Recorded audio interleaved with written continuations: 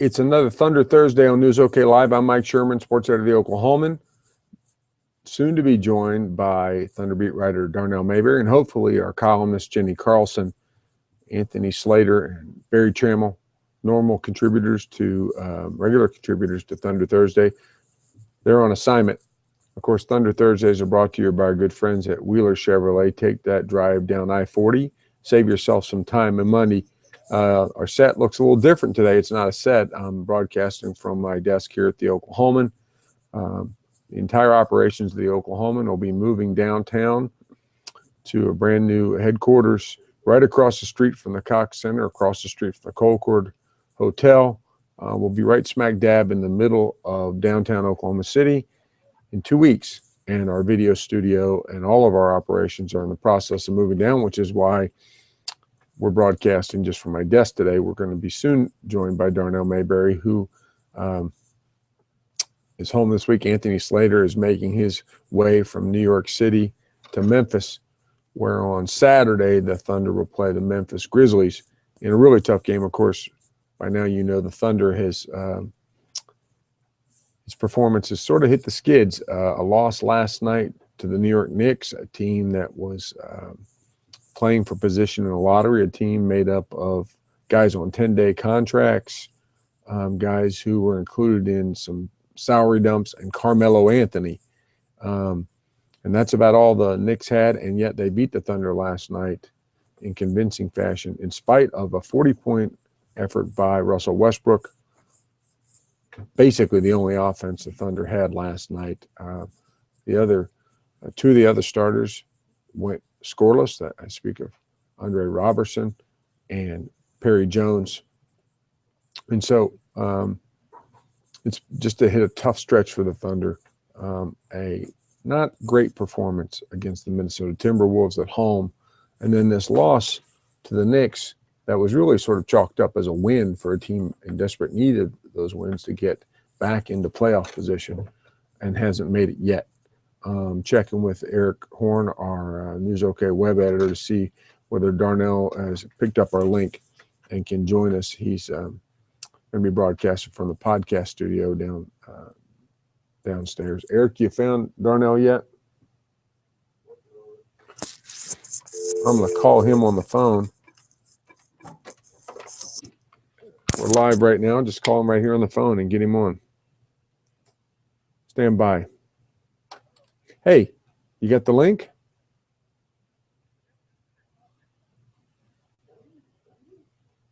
We did send another link. I'll send one more. I'm broadcasting live right now, so.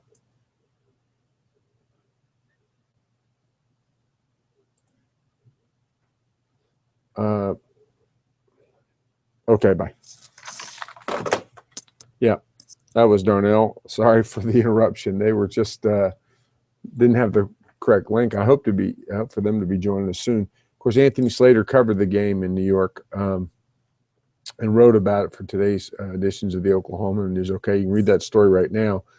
And he called it the Thunder's worst loss in a season that started with two superstars injured, in a season that they were projected to be in contention for the Western Conference title. Perhaps, thought to be a team that was going to be certainly in the running to get back to the NBA Finals. The thing has gone suddenly horribly. Here's Darnell joining us right now. Darnell, we're talking about, of course, the loss last night. I'll bring you in on this question. Would you call it the worst loss of the season for the Thunder? Hey, Jenny, can you mute your microphone?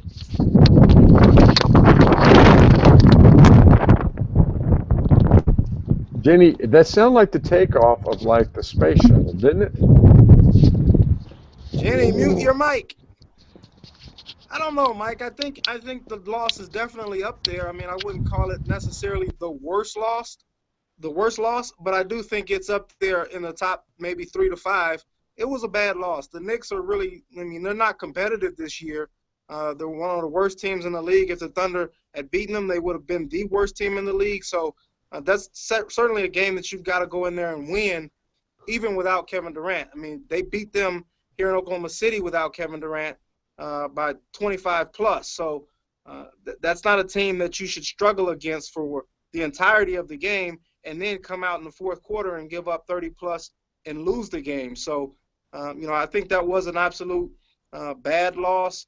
And it's kind of a microcosm of what's going on with this team right now. They got some major, major issues. Darnell, which do you think is the real Thunder, the real character of this team? That team that won 5 out of 6 just a week ago, beating the Wizards, beating the Warriors, or the team that's we've seen since Sunday, the team that lost to the Cavaliers, then sort of just got by the Timberwolves here at home, and then went up and lost to a Knicks team, as I said, made up of a lot of guys on 10-day contracts, a lot of guys the Knicks don't plan on keeping in Carmelo Anthony. Which of those two teams is the real Thunder? Yeah, I think is what we saw. Maybe not. It's in between. It's not what we saw last night against the Knicks, but it's also not what we saw against the Warriors. I mean, that's a team that they had lost 2-3 times this season. They wanted some revenge. They wanted to really go out there and make up for that loss the night before against Houston, giving up 40 points in the first quarter. And so they had a lot to play for in that game. And even some other ones, they had some opportunities to play well and right the ship a little bit. But still, the defense, for the most part, this season hasn't been consistent. The offense has been out of sync at times. And I think that's kind of what we saw last night against the Knicks, and I think it's closer to what we saw against the Knicks as opposed to what we saw in that 4-game winning streak, because this team just hasn't been right and consistent on both ends of the floor, and I think that's who they are. I think Jenny Carlson's walking around. Jenny, can you hear me now? And you're giving us – I just saw her walk into the office. Jenny, the question, if you're there, is which is the real Thunder, the team that won 5 out of 6 a week ago, or the team we saw last night in New York that just and has played uninspired basketball mostly the last 3 games? Which would you say is a more accurate portrayal of the real team?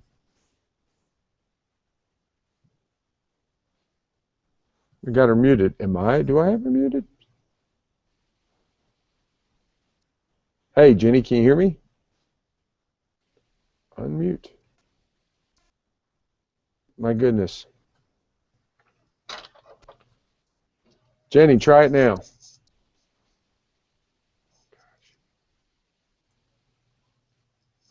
I can't hear her microphone. Can you, Darnell?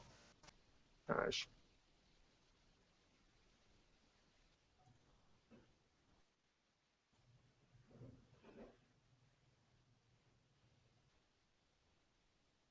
Good Lord. Darnell, can you hear me now? I can hear you. You're muting everyone, Mike. Who are you, Tony Reali? That's funny. Jenny, how about yours?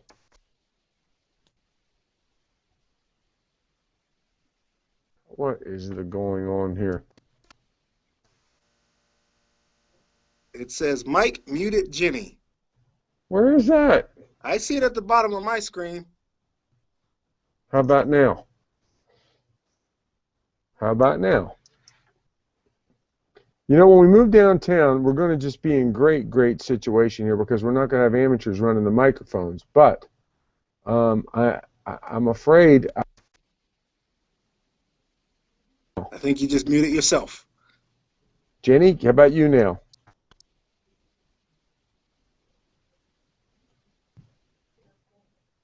Hey, Jenny, where are you? Why don't we just join and we do it on my phone? We'll just do it together.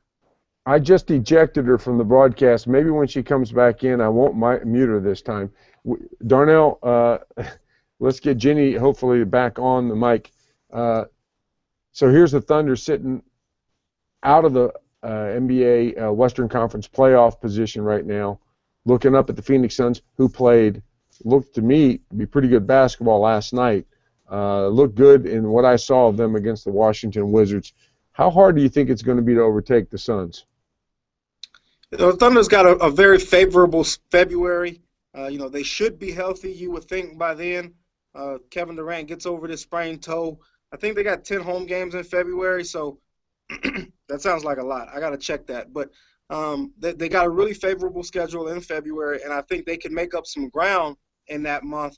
And the Suns, I mean, they're only 3.5 games up.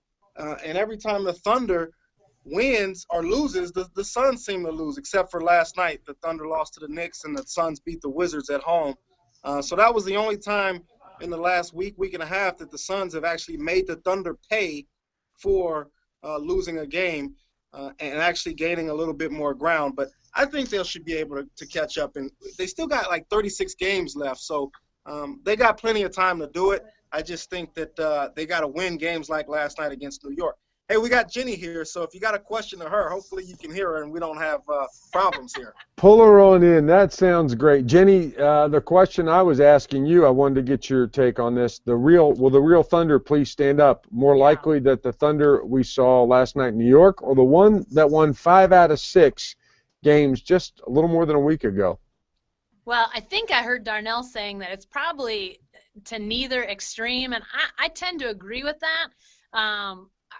Barry and Trammell and I were doing a press row segment just yesterday morning, and it seems like I've said this repeatedly with him and probably on the podcast, is just the issue of, needing to see consistency out of this team. And once again, in a game that they should have won handily, here we are asking the question, where's the fire? Where's the focus? Where's the defense? Where's the offense? I mean, all of these questions just keep coming back up. So to me, I have a hard time wrapping my head around a team that so desperately needs to continue to get wins. It's not, in my mind, if I'm these guys, I'm not just thinking let's make the playoffs. I'm thinking let's try to get the best seed possible so we don't have to play the Warriors in the first round. I mean, there's all sorts of motivation and not just get in, but to get yourself in better position. And now it seems like that might have passed. We might be past that and now on to survival mode for these guys. Okay, Jenny, staying with you. True or false? The biggest problem for the Thunder this year is the health of its superstars. Well, I mean, that's probably true because as Darnell saw firsthand and as the rest of us, saw on TV in those preseason games before the injuries started, you saw an offense that was moving the ball well, that was really showing some maturity and some evolution that we hadn't necessarily seen before. And I think that what we're maybe starting to come to grips with is the fact that as much as the Thunder wants to say it's a defensive-minded team, it's really a team of offensive guys that, have played good enough defense over the last few years to sort of be able to say that without all of us breaking out into laughter. But when it comes down to it, they really are an offensive team. And so the better they play offense, it's likely the better they then turn around and play defense. That energy is up, that focus is up. And as the offense has struggled, we've really seen the defense struggle because those guys that are so offensive-minded are frustrated. They're thinking about the problems they're having on offense, and they go back to the other end, and they're not playing good defense. And it's just been a cascading effect. So believe me, after seeing some of the ball movement in the preseason, I would have liked to have seen how that would have looked if those guys would have been available to continue to keep developing and playing. That's obviously not the reality, and it really has changed the outlook and the tenor of this season. So I say true. Darnell, how are you going to go down that? True or false? I'm going to say true on a technicality. You said this season. It is the biggest problem this season because I believe Kevin Durant has missed 25 games. I believe Russell Westbrook has missed 14 games. If those guys are there for the majority of those games, this team's record is obviously much better. They're in the playoffs comfortably at this point in that playoff picture, maybe a top 4 seed even at this point. So this year, yes, it is the biggest issue, but this team's got much, much bigger problems. I think deep-rooted issues that have really plagued this team. You're seeing a lack of discipline, a lack of focus, a lack of trust, a lack of structure, a lack of accountability. Just on down the line, the chemistry this year is really turning into a problem. With the Reggie Jackson situation, you got Jeremy Lamb, who's counting down the days to the trading deadline 3 weeks from today, by the way. So Perry Jones, you can throw in that boat. And guys just aren't playing for each other anymore. They're definitely not playing for the coach, some of them. And I don't think guys are playing for each other at this point. So But this year, without those injuries, all of those things get swept under the rug, perhaps, and they're still a top 4 seed and comfortably in the playoff picture at this point. The injuries, of course, to Durant and Westbrook, as Darnell mentioned, really put the Thunder in dire straits as far as the playoffs. You're saying a lot of the chemistry issues are sort of more underlying, more long-term issues. So I'll ask you, let's take you put on your Scott Brooks hat and then put on your Sam Presti hat first. Darnell, what's the best? Can I bring out Robot Brooks or no? No. The best and most plausible change that Scott Brooks could make right Without now a doubt, it's the starting lineup. You know, Barry blogged about it this morning. I think he said, I forget the exact numbers, but like 20 points they've scored in I think it's like 20 minutes in that starting lineup with Andre Robertson on the floor. I think they've got to do something with Andre Robertson, get him out of the starting lineup, maybe start Dion Waiters, Anthony Morrow, maybe even go radical, start Reggie Jackson, move Russell Westbrook to the 2. He likes to take shots, 30 last night, by the way. So do something to get some more balance in that starting unit. I don't think what you're doing is working right now. I think I'd look at taking a look at that starting lineup and trying to fix something there. Jenny, you're Scott Brooks. What's your most plausible and best change that you could make right now? Boy, you know, I think Darnell brings up a great one with the starting lineup, but you know, I know that a lot of people want to see Scott Brooks be the change. They want to see the coach be the change. You hear that. We've heard that for years, frankly, and this season it's become even more so.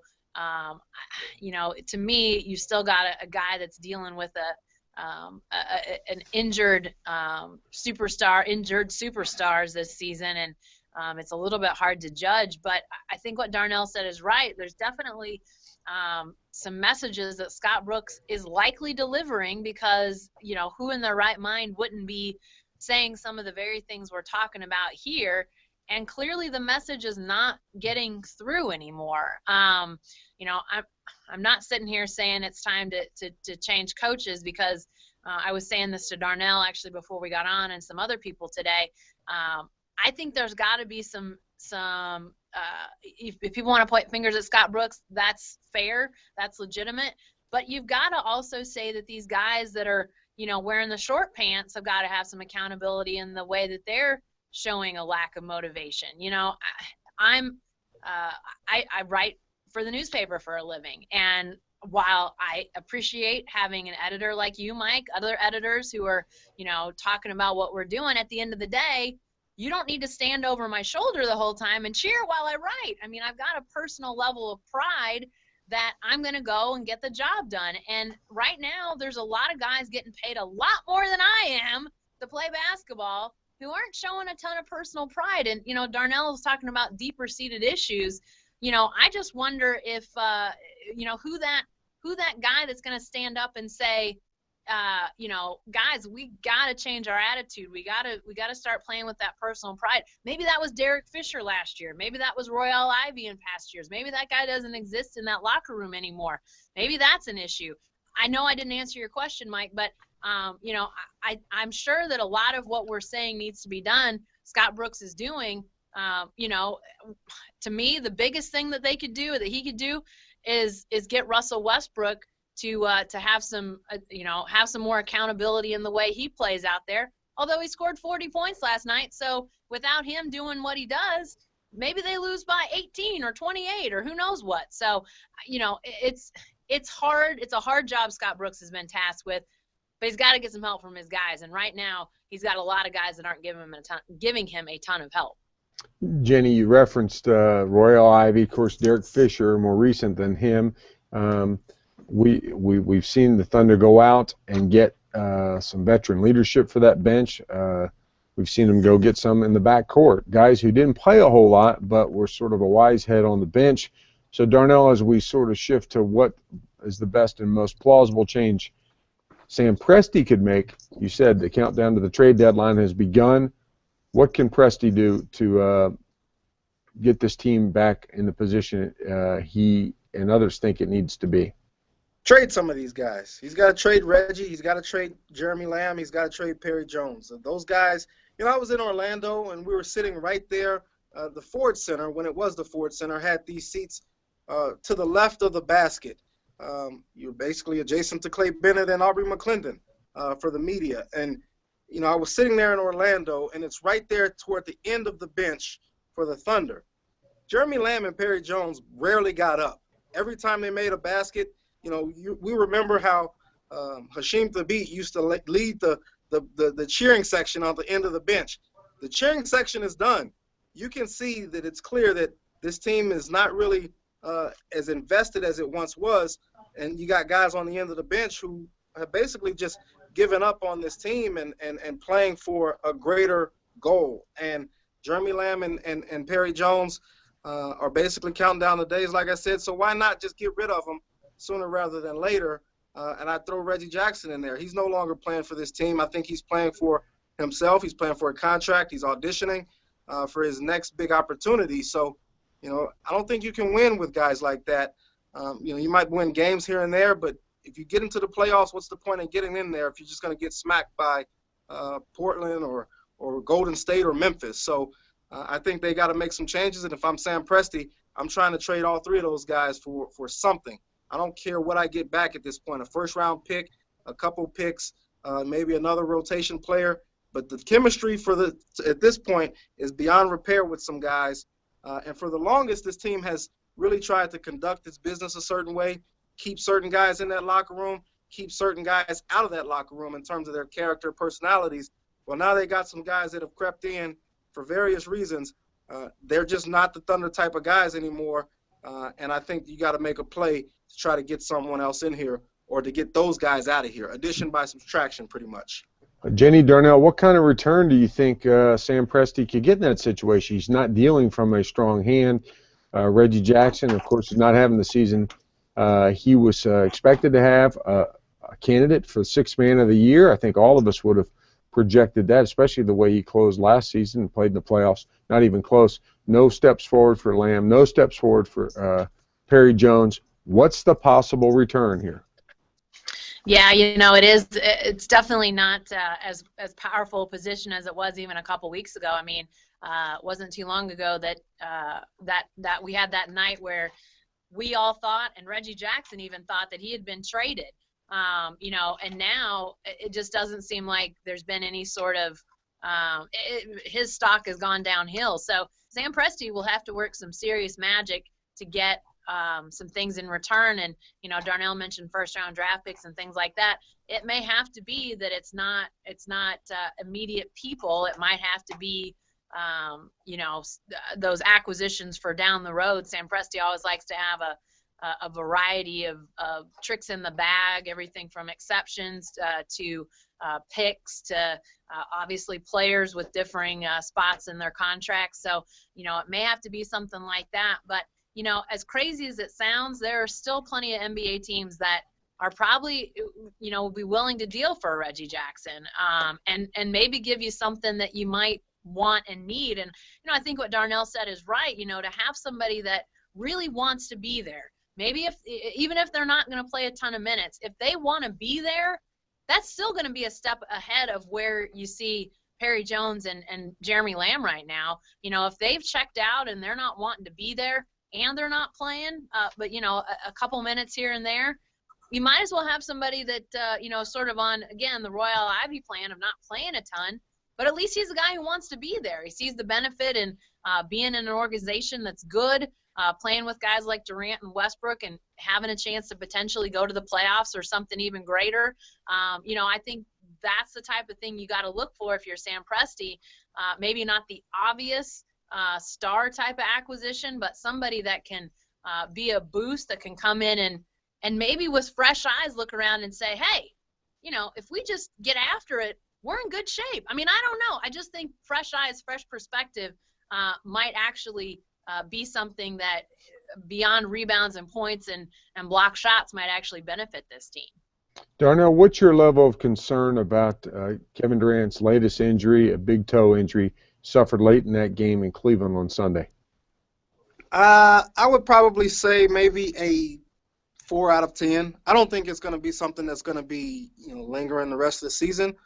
but we saw him leaving Monday night after that game against Minnesota, and So memorable. yeah, he was limping. I mean, I remember it was me, Slater, and Barry Trammell were sitting there, and Durant walked out, and the guy, he had a significant, pronounced limp, and Slater is up in New York with the team right now, and he said he saw him limping a little bit yesterday before and after the game as well, and I even saw it on television. He said something to Anthony Morrow in front of the scores table, and as he walked back to the bench, he limped back to the bench. So I think it is a significant injury at this point. I'd kind of be surprised if he played against Memphis, just because if he's limping now and unable to do anything, I mean, that's a foot injury. And obviously the Thunder is concerned about injuries. They're going to always be more cautious than not, and I think they're going to try to limit him as much as possible, and so he can get right and make sure that he doesn't do any further damage to it. But I'd say 4 out of 10. I don't think it's going to linger the rest of the season. Once it heals, I think he'll be fine. Bigger concern, Kevin Durant's toe or Tony Durant's tweet about changes needing to be made?